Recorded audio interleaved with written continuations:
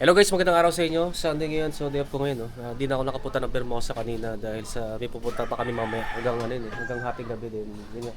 Napuyat ako kasi yan, naglaba pa ako. Tsaka naglinis dito. No?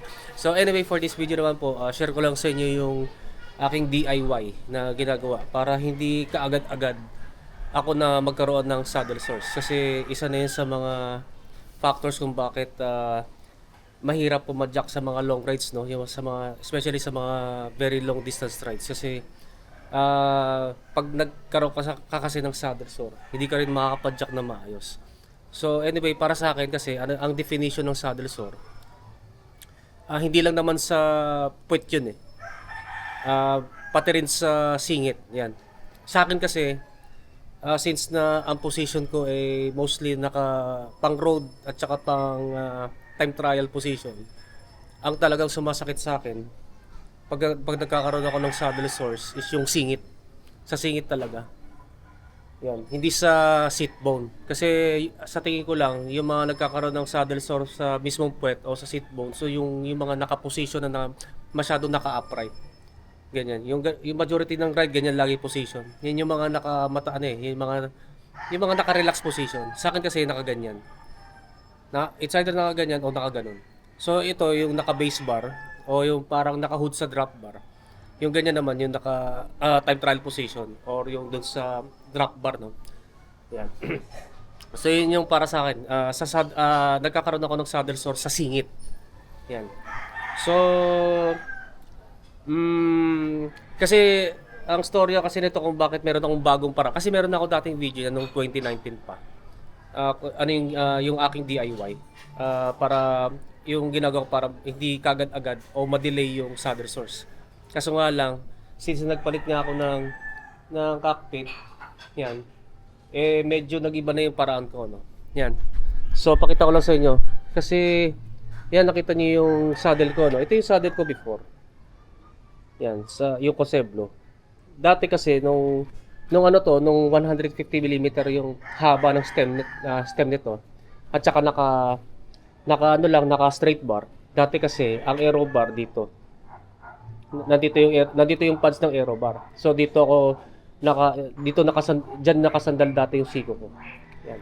So dati kasi nung ito pa yung saddle ko, ang position lang na puwet ko puwet at saka singit ko dito lang.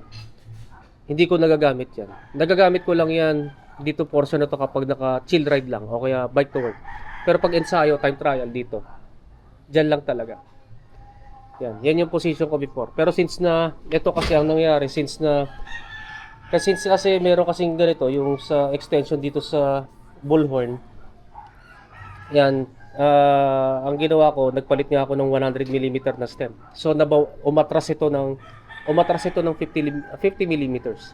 So 50 mm din ang inatras nitong pads na to.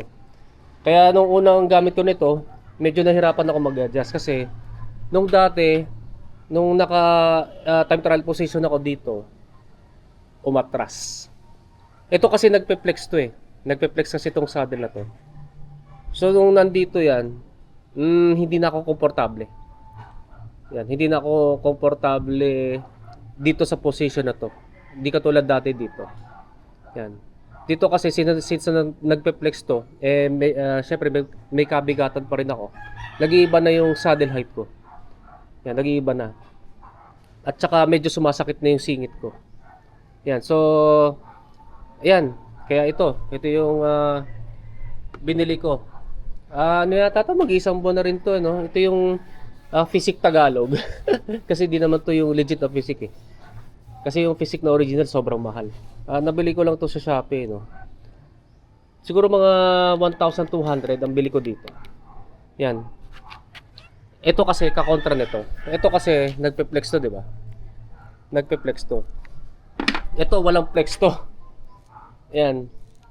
May foam lang, may manipis lang na foam to. Yan. At saka na gusto ko dito kasi mahaba. Mahaba kasi yung saddle. Kasi dito, konti lang, since nagpalit ako ng bullhorn, konti lang yung adjustments ko dito Kasi nga maikli yung saddle. Ito kasi mahaba.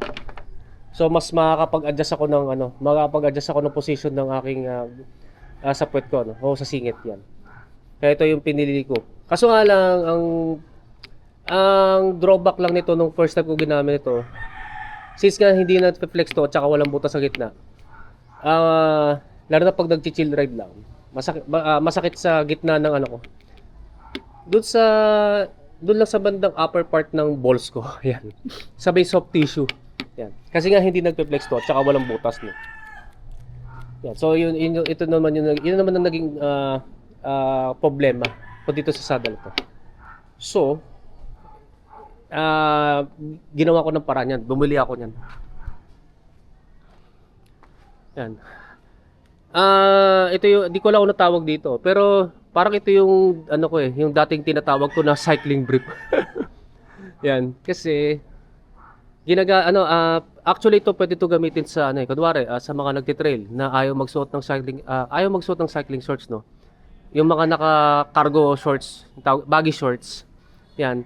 So, ang maganda dito, magkakaroon ka ng comfort at the same time, makakapagsuot ka pa ng yung mga baggy shorts. Yan, sa mga ayaw magsuot ng cycling shorts kasi ayaw nila matawag na Felix Bakat, no. Yan. So, tingnan natin yung yan. Ayan, may gel. Yan, ang pangalan pala nito, ang brand pala nito ay X-Tiger. Yan pala yung brand yan. So parang ito yung parang mga sinusuot na cycling short na conventional na naka 20D yata yun o 25D. Kung di ako nagkakamali. Pero ito parang underwear to. Yan. Parang pang underwear lang yan sa pagsuot, no. Hindi to nilalabas. Kasi yung nakita ko kasi sa Shopee yung mga demo, baliktad yan, nakakita yan. Dapat kasi nasa loob yan. Katulad nito, yan. Ganyan dapat yan pag sinuot na. Hindi yung ganyan. Yan, ganyan dapat. Kasi yung foam na yan yung kokontak dun sa loob ng, sa balat mo dun sa singit at saka sa puwet. Yan. Yan. So, napansin ko kasi dito, yan, nakita natin na makapal. Mas makapal pa yan kaysa dun sa sinusuot ko dyan sa mga cycling short. Yan. Dati, share ko lang. Dati kasi, nung hindi pa ako nakakabili niyan, at yan pa rin yung saddle ko. Kahit nung dati pa, bukod sa, yan, ito sinusuot kong skin suit, no. Yan. Bukod dyan, may sinusuot pa akong ganito. So, naka-double padding ako.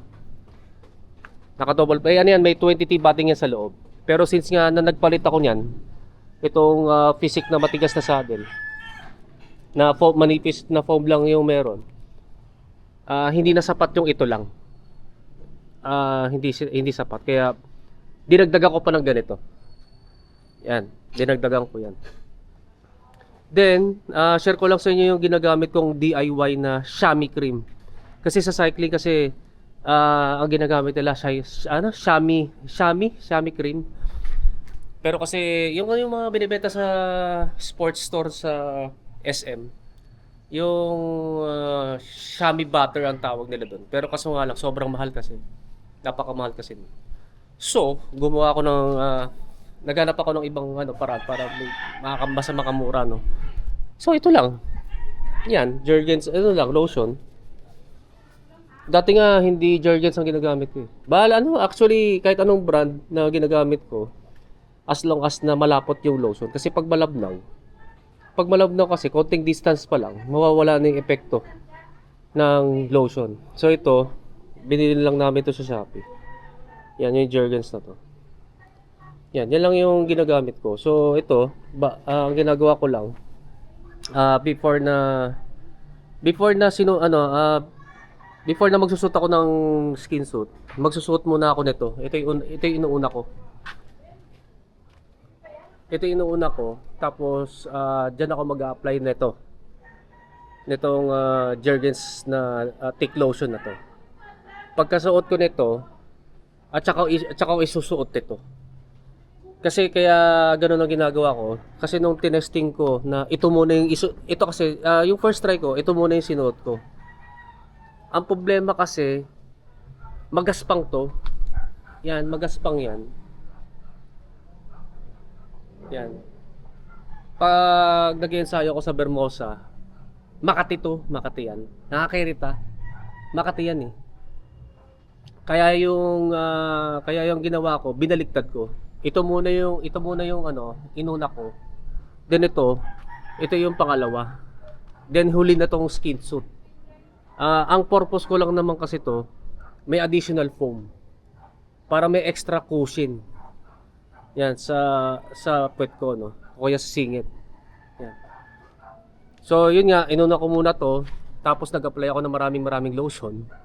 Then ito, nagsuot na ako nito. Then ito na skin suit. Gusto ko sanang i-demo kaso nga lang pangit tingnan. Pangit kasi tignan eh. So yan ang ginawa ko. Yan ang parang ginawa ko pa pinakita sa inyo no. Bali ito muna.